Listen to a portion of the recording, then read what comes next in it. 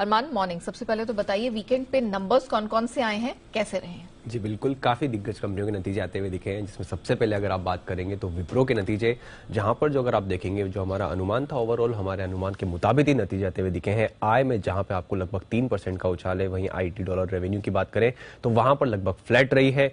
और अगर consumer margin की बात करें तो वो 14% से बढ़कर 15.6% पर आते हुए दिखे हैं, जो कि हमारा अनुमान 14.8% का था।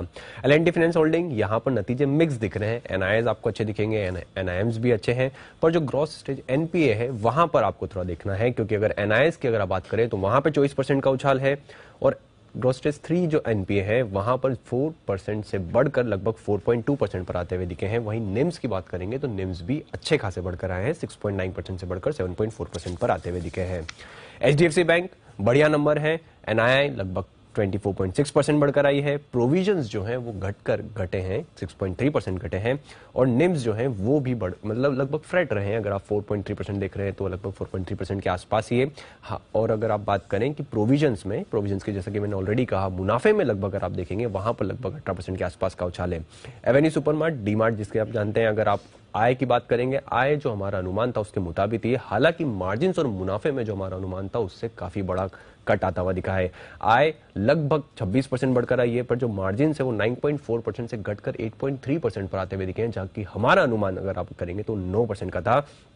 और मुनाफा 551 करोड़ से घटकर लगभग 590 करोड़ पर आता हुआ दिखा है, पर जो अनुमान था वो 650-655 करोड़ के आसपास का था। आदित्य बिरला मनी, यहां पर आय लगभग 11% बढ़कर आई है और मुनाफे में भी लगभग 35% का उछाल है। और जस्ट डायल की अगर आप बात करें तो जस्ट डायल में भी अगर यहां पर अगर आप देखेंगे तो आय में लगभग 40% का उछाल है और मार्जिन जो है वो 3.5% से बढ़कर 12% पर आते हुए दिखे और मुनाफा भी 19 करोड़ से बढ़कर 75 करोड़ के आसपास आता हुआ दिखा है। ओके, तो कह सकते हैं कि मिक्स बैग नंबर्स यहां निकल कर आए हैं और ये जो वीकेंड पर नंबर्स आए हैं मार्केट उस पर आज रिएक्ट करता हुआ नजर आएगा। चलिए, ये तो बात नंबर्स की होगी अरमान, लेकिन आज के ट्रिगर्स कौन से महत्वपूर्ण हैं और खबरों के दम पर किन स्टॉक्स में, सेक्टर्स में एक्शन दिखने वाला है? बिल्कुल, आज भी नतीजे आने वाले हैं। नतीजों में F&O में आपको फेडरल बैंक के नतीजे आते हुए दिखेंगे। कैश में Indian CRISIL, JSW Ispat, Kesoram, bank of Maharashtra, tin plate और एंजल वन जैसी कंपनियां जिनके नतीजे आएंगे। WPI का दिसंबर का डेटा आएगा। रिलायंस कैपिटल, जहां पर NCLT की सुनवाई होगी। ट्रैक्सन टेक्नोलॉजी IPO जो है उनका लॉक इन जो है वो आज जो है वो बंद होता हुआ दिखेगा 90 दिन का।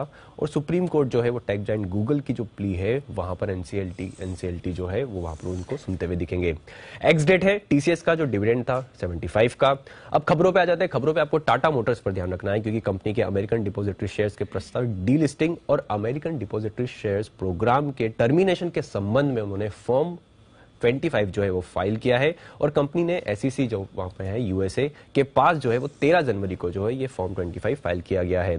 पिरामल फार्मा, इनको US FDA ने इनका प्री अप्रूवल इंस्पेक्शन GMP जो है वहां पर किया था और इस इंस्पेक्शन में 2 आपत्तियों के साथ फॉर्म 483 जारी किया है। ग्रेन्यूल्स इंडिया, यहां पर भी इनकी एक फैसिलिटी है, US FDA में प्री अप्रूवल इंस्पेक्शन पूरा किया है और कंपनी ने कुछ समय में ये कहा कि जो कि 3 आपत्तियां जो जारी की हैं उस पर कंपनी ने बताया कि कुछ समय में इन आपत्तियों का जवाब दिया जाएगा। लुपिन, यहां पर US FDA ने इनकी भी मैन्युफैक्चरिंग फैसिलिटी का इंस्पेक्शन किया है और इस इंस्पेक्शन के बाद कंपनी को फॉर्म 483 में 2 ऑब्जर्वेशंस जो हैं जारी किए हैं। डॉक्टर रेड्डी, इन्होंने कैंसर की दवा का एक जो ट्रेडमार्क राइट जीता है। और अंत में अगर आप देखेंगे तो फंड एक्शंस हैं, जिसमें शारदा एनर्जी की बात करें, वहां पे Q3 अगर FY23 जो शेयर होल्डिंग अपडेट्स आ रहे हैं वहां पर एबेकस फंड ने हिस्सेदारी बढ़ाई है, 1.89% से बढ़ाकर 2.1% कर दी है। और अंत में टेलवर्स ऑटोमोटिव की बात करें तो वहां पर विजय केडिया साहब ने वहां पर भी हिस्सेदारी उन्होंने घटाई है, हालांकि 2.27% से घटाकर 1.31% कर दी है। और डॉली खन्ना ने भी हिस्सेदारी घटाई है, 1.2% से घटाकर 1.2% कर दी। चलिए अरमान, धन्यवाद आपका, वो सारी डिटेल दर्शकों के सामने